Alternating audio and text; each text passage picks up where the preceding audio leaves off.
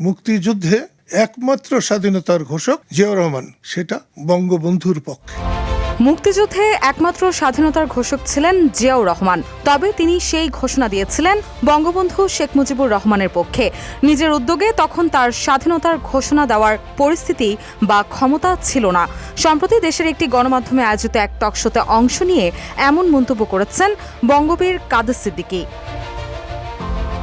তিনি বলেন, বঙ্গবন্ধু বা জিয়াউর রহমান কাউকেই ইতিহাস থেকে মুছে দেওয়া যাবে না।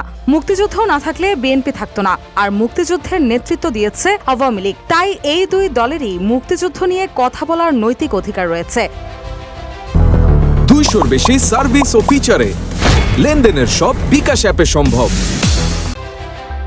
কাদের সিদ্দিকী অভিযোগ করে আরো বলেন, অনেক রাজনৈতিক নেতা জিয়াউর রহমানকে ছোট করার চেষ্টা করেছেন, তবে জিয়াউর রহমান এত ছোট নন।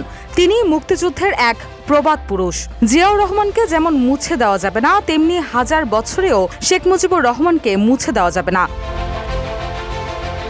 এ সময় তিনি আরও বলেন, আব্দুল হামিদ খান ভাসানী, হোসেন শহীদ সোহরাওয়ার্দী, একে ফজলুল হক এবং শামসুল হকের মতো ঐতিহাসিক ব্যক্তিদেরও মুছে ফেলা সম্ভব নয়। রুশা সুর, নিউজ ডেস্ক, ইত্তেফাক।